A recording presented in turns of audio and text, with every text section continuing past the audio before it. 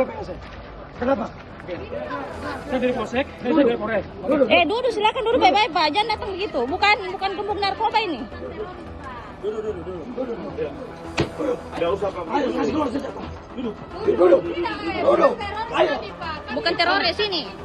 Supaya keluar kamu harus punya anggaran keamanan. Kita tahu semua itu. Jangan mau pempeng. Ayo, Pak.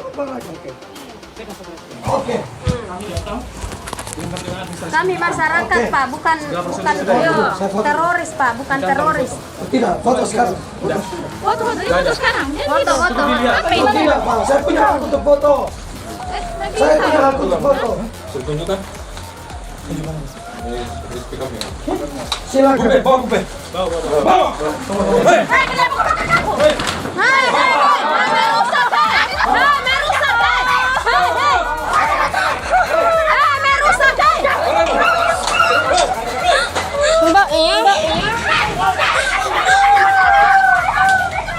Ama kayami teroris kita Pak, kasihan.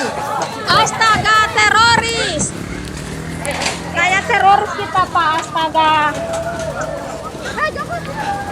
Terlalu mi juga.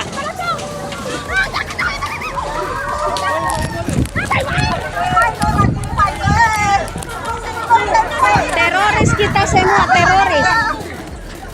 Kita teroris Pak. Bukan masyarakat kami. Sudah teroris kami Pak, kayak anu anjing-anjing Pak.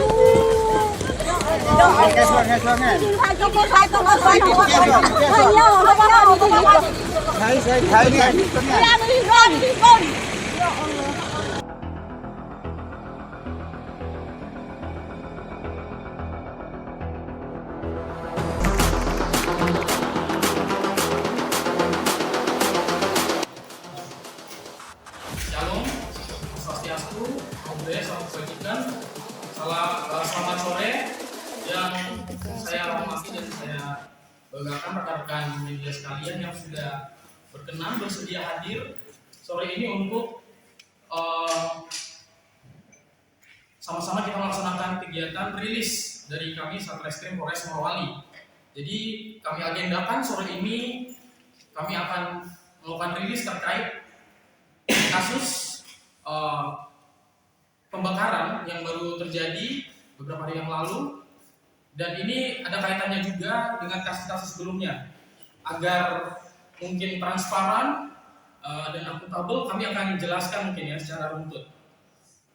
Baik, jadi terkait kasus pembakaran kemarin yang terjadi di kantor PT RCP itu adalah akibat atau pasca dari adanya penangkapan terhadap saudara berinisial A, saya sebutkan inisial saja ya, berinisial A, terkait kasus diskriminasi ras dan etnis.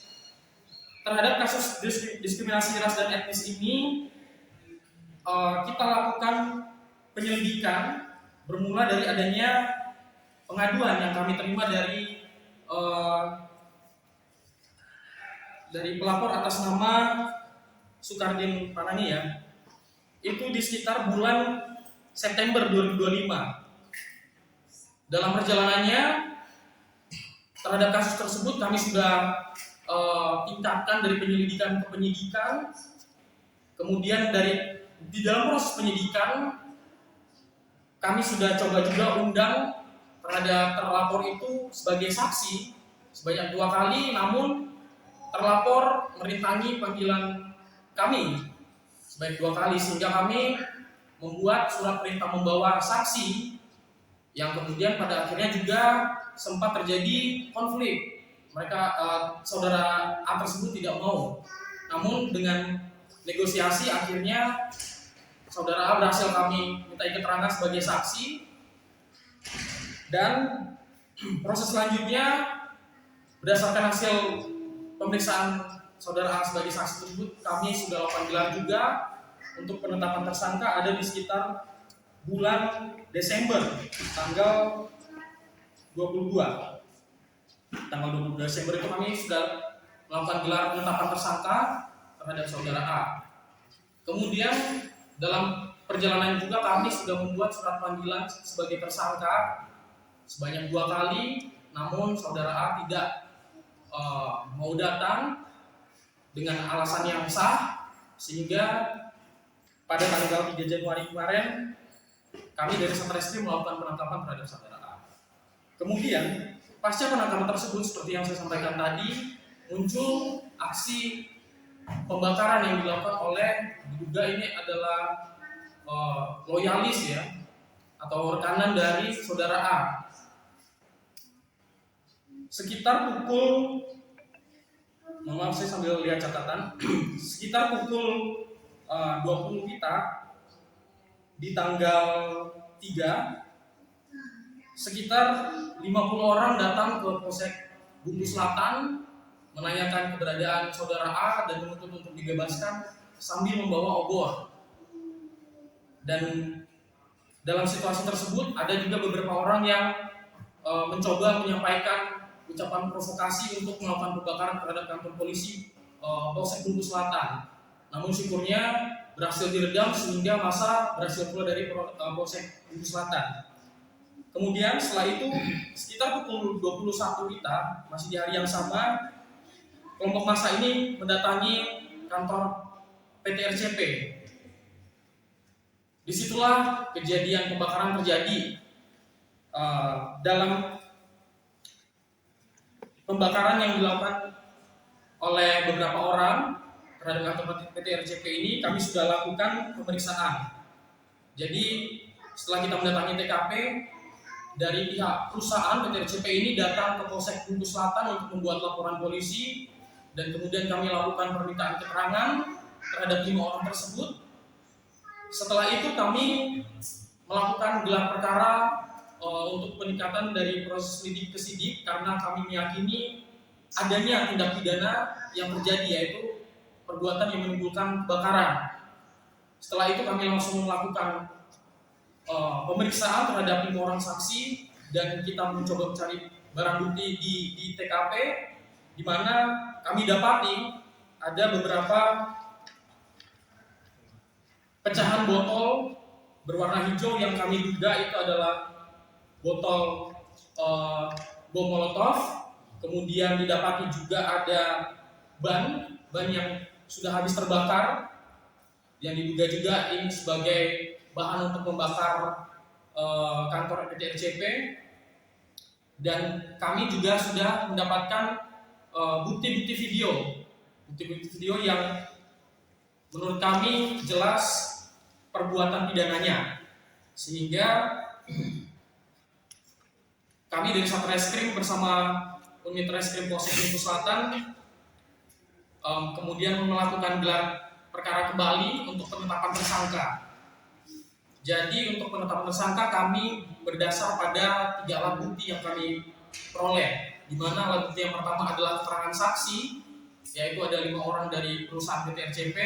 Kemudian alat bukti yang kedua adalah barang bukti. Barang bukti itu adalah yang saya sampaikan tadi, baik pecahan botol yang diduga bom molotov maupun ban hasil pembakaran tadi. Kemudian alat bukti yang ketiga adalah bukti elektronik yang kami dapat dari video-video. Ini mungkin bisa saya lihatkan, ini adalah barang bukti yang kami peroleh di TKP. Ini adalah pecahan-pecahan botol yang kita duga adalah bom molotov. Kemudian ini adalah ban hasil yang dibakar tadi.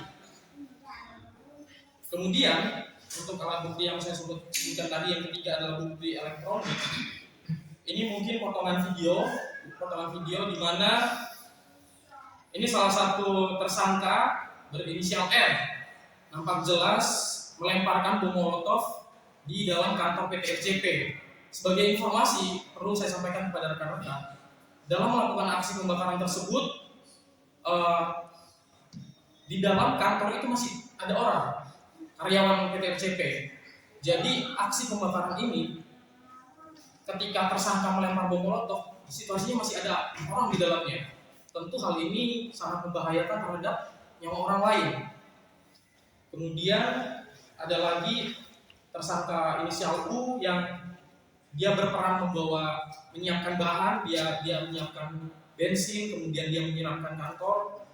dan mohon maaf kami belum print, ada juga peran dari lelaki inisial S yang perannya hampir mirip dengan U, dia menyiramkan bensin dan membakar menggunakan obor.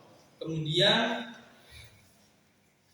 untuk yang melempar ban ini sehingga menyebabkan api semakin besar dan menghabiskan kartu PDCP ini dilakukan oleh lelaki dengan inisial A. Jadi berdasarkan alat bukti tersebut, kami lakukan penetapan tersangka terhadap lelaki R yang tadi melempar bom molotov, kemudian laki-laki U dan S yang perannya menyiram bensin dan dilanjutkan dengan membakar menggunakan obor, kemudian laki A dia yang melempar ban sehingga menyebabkan api semakin besar, dan ada laki J yang perannya juga turut melemparkan batu atau merusak kantor PT RCP tersebut. Alat bukti yang kami sampaikan tadi kami tentu sudah mengacu terhadap KUHP yang baru ya, Undang-Undang Nomor 20 Tahun 2025, di mana dalam pasal 235 dijelaskan bahwasanya alat bukti itu sudah berkembang sehingga terhadap barang bukti dan bukti elektronik ini merupakan alat bukti. Sehingga terhadap 3 alat bukti yang kami himpun tadi, itulah yang kami jadikan dasar untuk penetapan tersangka. Terhadap 5 orang yang kami tetapkan tersangka, saat ini baru 3 yang kami amankan, yaitu lelaki R, lelaki U, dan lelaki A. Sementara untuk lelaki S dan J, kami masih melakukan penyelidikan terhadap keberadaannya. Namun kami tetap himbau terhadap yang merasa tergabung dalam kelompok-kelompok ini, kami himbau untuk menyerahkan diri, tunjukkan sikap kooperatifnya untuk hadir ke Polres Morowali. Kemudian terhadap 5 orang ini kami sangkakan pasal 308 ayat 1 sebagaimana diatur dalam Undang-Undang Nomor 1 Tahun 2023. Itu KUHP yang baru ya. Pasal 308 ayat 1 dengan ancaman pidana paling lama 9 tahun. Saya rasa itu rangkaian kronologisnya. Kemudian perlu saya tambahkan juga dalam proses penangkapan terhadap tersangka pembakaran ini kami mendapatkan kendala juga. Ada salah satu personel kami yang kemudian mengalami luka di bagian tangan, luka robek karena ada aksi penyerangan menggunakan parang oleh salah satu tersangka berinisial A. Ini yang hal yang menurut kami seharusnya tidak perlu terjadi. Jadi upaya-upaya kooperatif kami melalui komunikasi yang baik jadi susah terbangun karena aksi-aksi penyerangan yang seperti ini. Kami rasa itu yang dapat kami sampaikan kepada rekan-rekan, mungkin ada yang mau ditanyakan.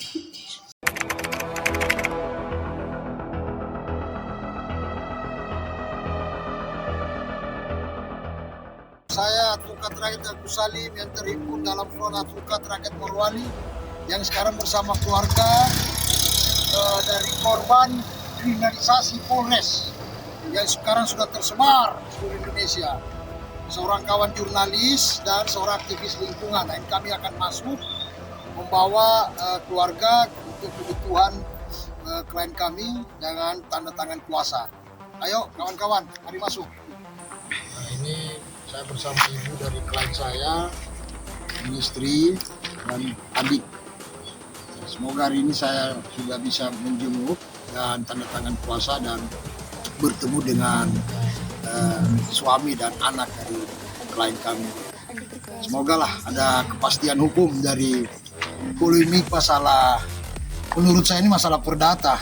Cuma tidak tahu kenapa ada overmah desakan hukum yang sifatnya, nantilah kita lihat. Kita semua berdoa supaya ada jalan keluar. Tadi sudah komunikasi dengan Wakapolda juga saya. Ini saya lagi tunggu Kasat Reskrimnya lagi sholat. Oke, terima kasih. Assalamualaikum warahmatullahi wabarakatuh.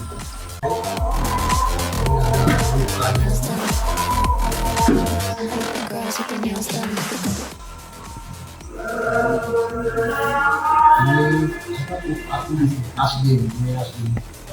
Ini terpukul. Ini semua dokumentasi untuk kita raih.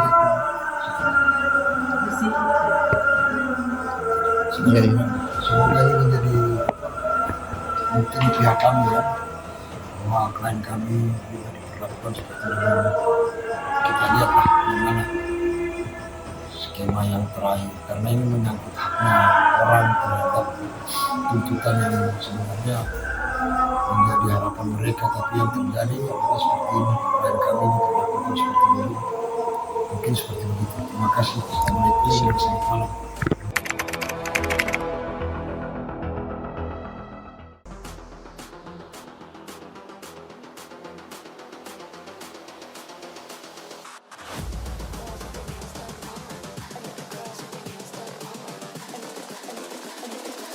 I think the girls with their nails done now.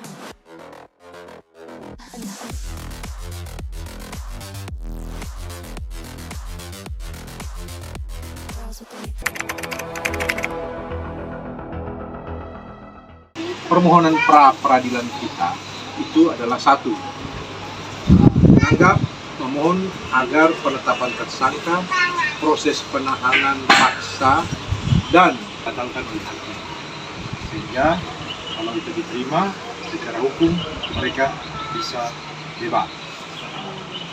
Tapi hari ini pihak dari Kepolisian Resort Morowali, JK Kasat Reskrim, tidak hadir, walaupun telah dilayangkan panggilan secara tertulis.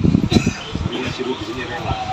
Hakim secara patut memanggil mereka secara patut menurut undang-undang hukum acara pidana yang berlaku, tapi mereka tidak hadir dan mereka sudah terima panggilan.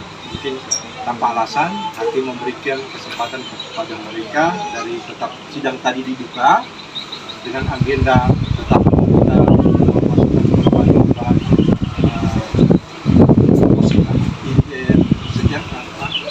beberapa materi-materi yang ada dalam gugatannya kita orang, karena menyesuaikan dengan kitab hukum acara pidana yang baru, yaitu Undang-Undang Nomor 20 Tahun 2005, karena dia baru berlaku tanggal 2 Januari 2026. Dorang Arul ditangkap 4 Januari 2026. Jadi pas 2 hari kita undang-undang disahkan, dorang diuji coba. Makanya kita juga uji coba dengan undang-undang itu di sini. Makanya hakim tadi sidang sudah dibuka, walaupun ibu agak terlambat, itu tertutup tadi. Hakim memeriksa semua syarat administratif kita sebagai pengacara kuasa hukumnya kawan-kawan 4 itu sudah diterima sah, dan kita memasukkan perubahan materi dalam gugatan permohonan pra-peradilan. Kira itu gambaran umum untuk sidang hari ini ya. Dan sidang ditunda menjadi tanggal 2 Februari tahun 2026 minggu depan. Nah, minggu depan belum minggu depan sebelum Februari, sekarang tanggal 26. Pikir hanya 1 bulan depan, tidak, minggu depan ditunda 6 hari berikutnya, hari depan, hari Senin. Mudah-mudahan ada umur panjang, sehat-sehat, bisa hadir lagi. Paling bagus ya, nanti kan berkomunikasi mungkin minimal jam-jam 10 sustain besok, karena minggu depan pasti mereka akan hadir. Karena dalam hukum acara baru, perkara apapun yang tidak bisa dilanjutkan jika ada gugatan pra-peradilan. Makanya pra-peradilan bagian dari koreksi terhadap proses tadi itu, penetapan tersangka, penangkapan, dan penahanan terhadap 4 orang saudara-saudaranya kita di sana.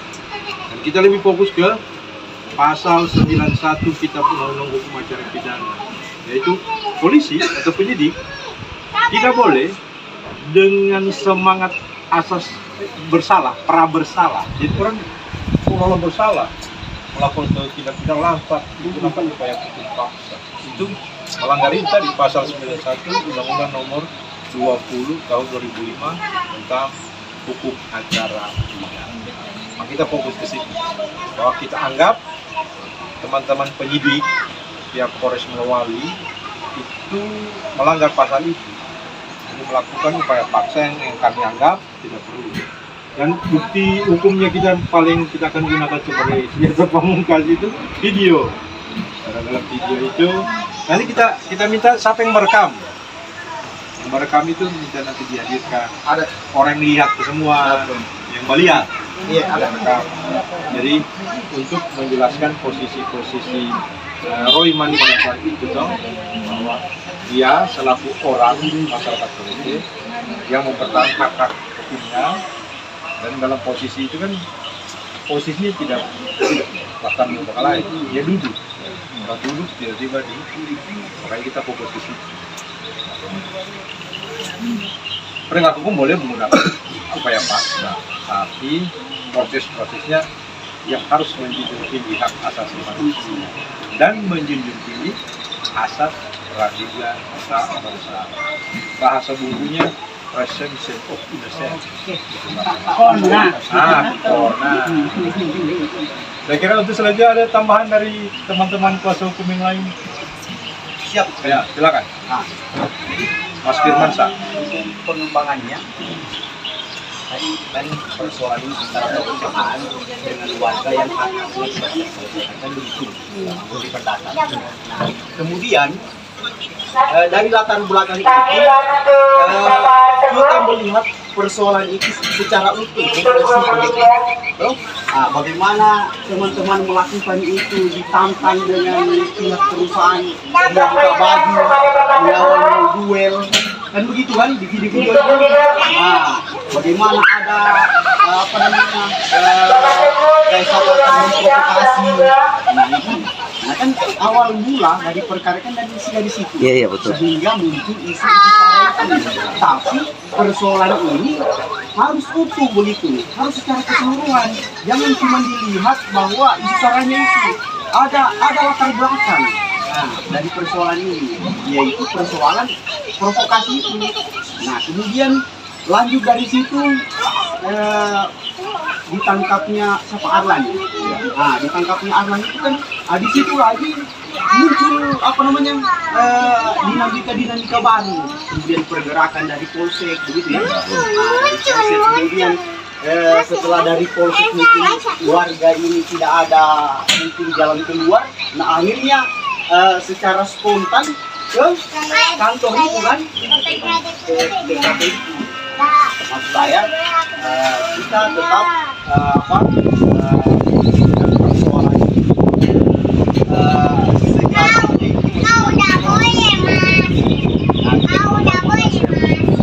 kita tidak menginginkan itu persoalan sarah, kita tidak menginginkan itu persoalan pembakaran. Ya, persoalan itu bahwa persoalan antara warga kalau nggak bisa selaku konsultan berkoordinasi dengan semua kebutuhan saksi-saksi apa semua saya dengan insya Allah ada semua video-video itu bisa langsung saja nanti majelisnya kan. tadi saya minta sana Kita itu tidak datang, cuma kami berdua tempat tadi bicara. bisa disampaikan lebih pengadilan. Bahasanya begini Sukardin, minta maaf dia bilang ini adik-adik dia bilang saya ini hanya acting, dia bilang marah karena ada perusahaan. Saya menjaga nama Jadi saya makanya dan saya humas. jawab si Sukardin ini yang kemarin sudah ini. Kalau begitu Pak Arlan bahasanya yang mengatakan bahasanya menuduh Sarah itu sama halnya dengan ini. Acting juga. Bagaimana? Tadi namanya melodrama. Itu drama Korea. Baru kan awal mulanya dia berdiri mengatakan kamu orang dia bilang orang Korea tidak ngapain katanya di sini? Kamu orang tidak punya tanah. Sedangkan tempatnya dia berdiri dan membahasakan bahasa itu di tanahnya Torete. Iya. Di situ makanya kami heran kenapa ini kepolisian ini kok begini dia punya cara ini. Nanti itu Bulan malam itu saya sudah info kejadiannya, tangkap, saya langsung ke polsek. Polsek yang akan sampai di polsek, ketemu dengan orang polsek, saya tanyakan, mana kami punya anggota,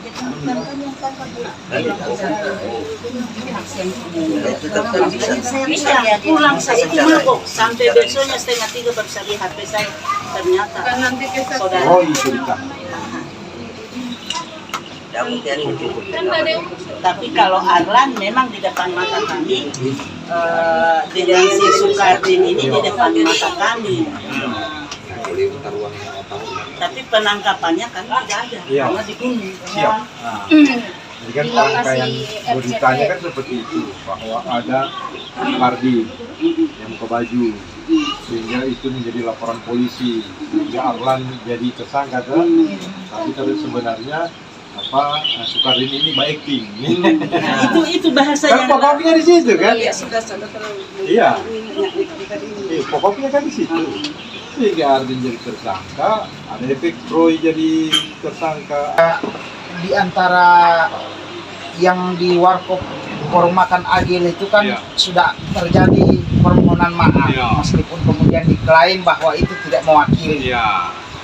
Tapi Sukardin melapor sendiri mewakili representatif orang Buleleng. Ini yang banyak orang datang pada saat permohonan maaf itu, klarifikasi dan permohonan maaf kan diakui.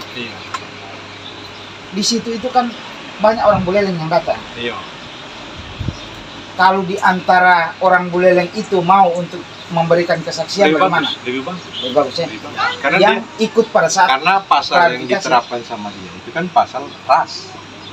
Karena ras itu kan seluruh orang Buleleng, berarti tidak terkecuali. Kebetulan saya KTP Buleleng, saya juga. Tapi saya bukan KTP Buleleng. Pembuktian dia orang Buleleng apa? KTP kan dan domisili. Makanya mereka berhak jadi saksi. Oh, kita orang Buleleng tidak tersinggung, cuma kalian tersinggung karena orang perusahaan. Kan begitu bahasanya. Begitu tuh. Maka mereka wajib jadi. Saya buka begini karena orang Torete dengan Buleleng ini sudah baku-baku. Iya. Karena sama dengan saya dengan Agus ini sama-sama dari Portugal. profesi. Cuma yang satu Filipina. Tidak, orang Eropa. Usaha itu bisa kita patahkan. Bisa. Jadi saya tanya, saya bilang begini, kalau waktu di Polres, saya suruh kita ulang itu 3-4 kali. Saya bilang yang mana Sarah Pak? Bilang itu kata-kata, coba dengar pada ulang lagi. Mana dia bilang sumpah agama ras, mana? Itu dia bilang penduduk Buleleng. Yang diatur dalam undang-undang itu kependudukan itu ber-KTP, bukan Sarah. Bukan Sarah, beda. Kecuali saya bilang suku orang Buleleng, agama orang Buleleng, baru saya kenal. Nah, tapi dia apa? Silakan. Itu pertama. Kedua soal Asdin dengan ini. Dahrin yang Mbak potong. Ada saksi di sini Mbak lihat? Ada. Pak Dahrin ada. Nah, itu ceritakan dulu kenapa dia sambil Mbak potong, kenapa? Tidak tahu kan? Dengan tiba-tiba ini masuk 2 orang, di dapur 1 orang. Yang tiba-tiba masuk itu siapa? 2 orang. Polisi. Mbak Ketuk? Tidak. Tidak. Kami kan baru sholat.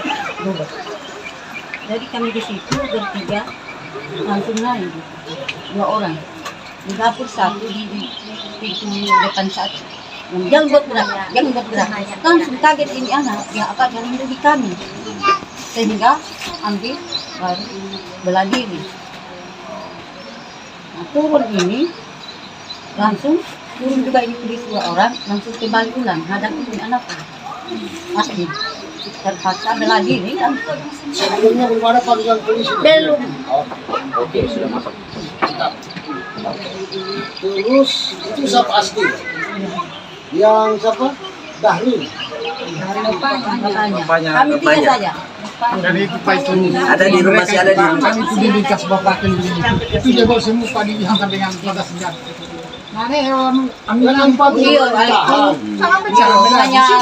sembunyi itu fakta itu. Kenapa bisa jebol ke lini setelah penangkapan itu?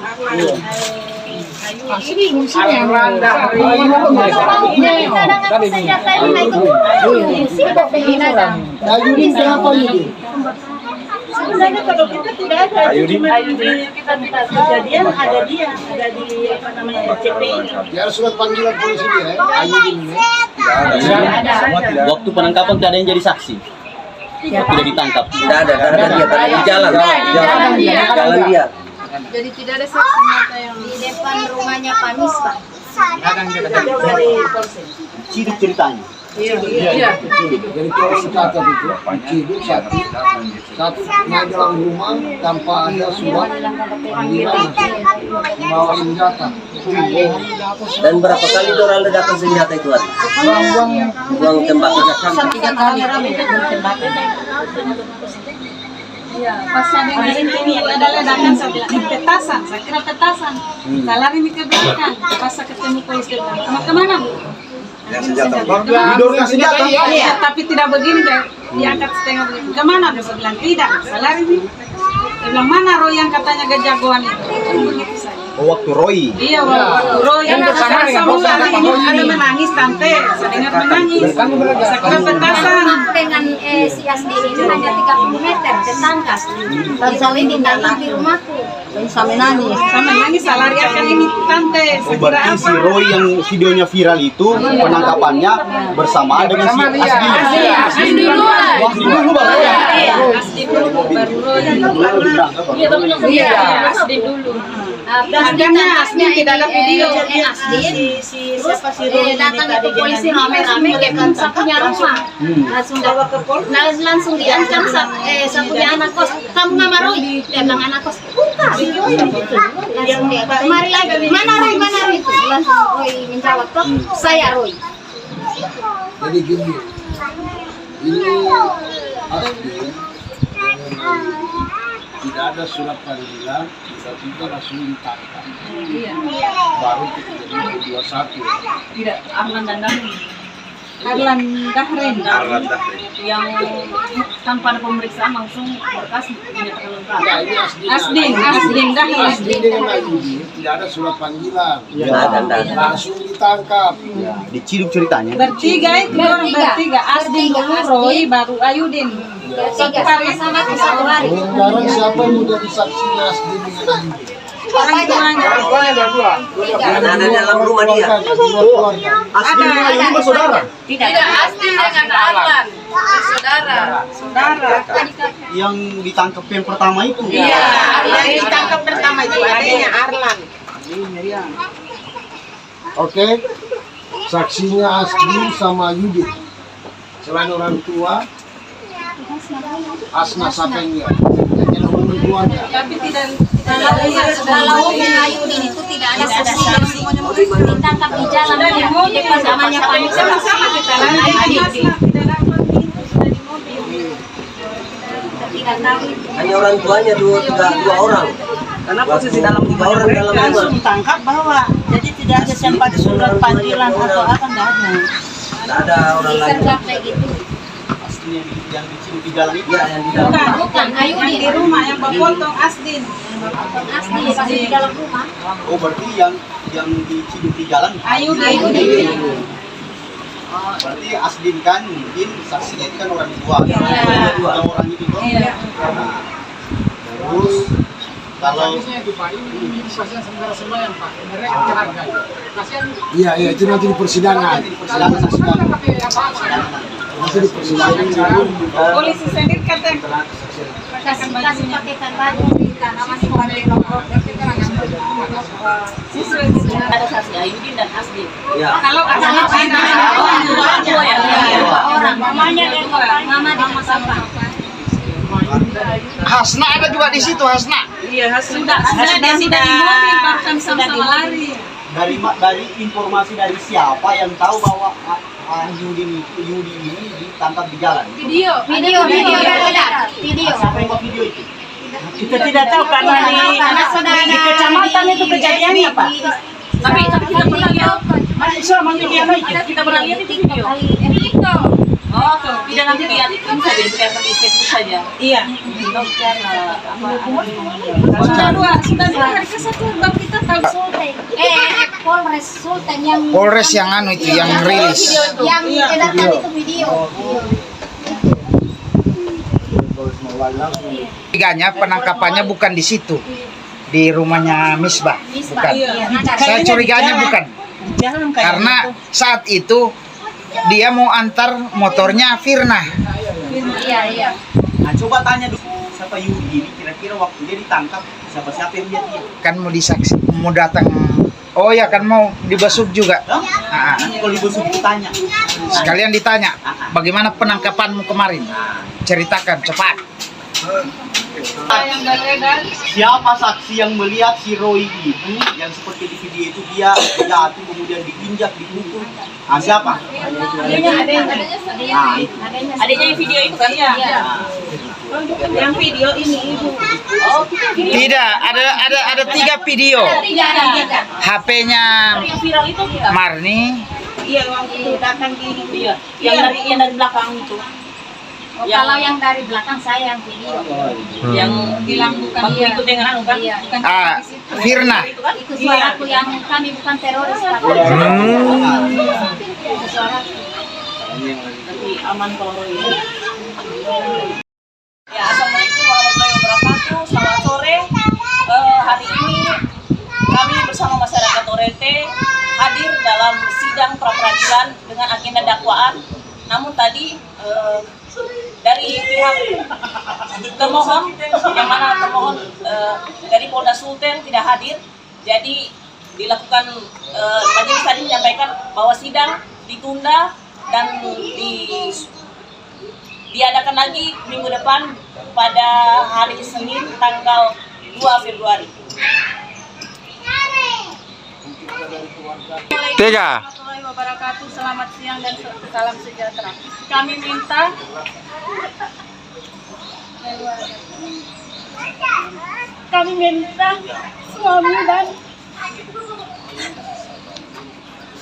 suami dan saudara yang lain dibebaskan.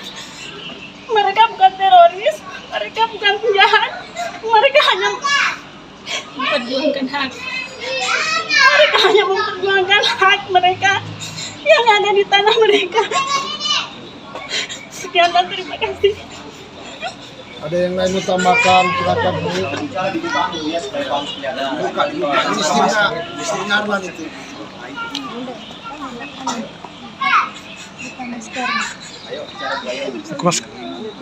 Ada masker mas.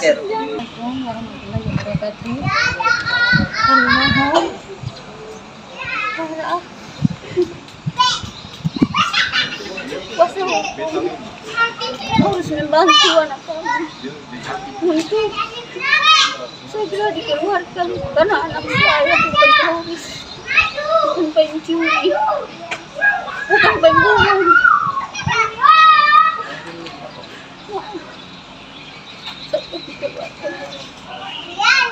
Sampaikan Bu kalau sumpah waktu itu waktu sholat bagaimana? Coba Bu sampaikan. Pakai baju bagaimana Bu? Waktu penangkapan itu. Pada saat itu saya masih baru sholat, belum sempat pakai baju. Lantas polisi 2 orang memasuki rumah kami, anak kami, langsung anak kami ambil untuk membela diri. Turun semua brimob itu membuang letusan ke atas. Satu polisi yang masuk ke rumah menghadap anak saya langsung membela diri, bebas polisi. Sehingga saya menolong anak saya terguling-guling di tanah, menolong anak saya, tapi lantas polisi tarik 4 orang naik di mobil.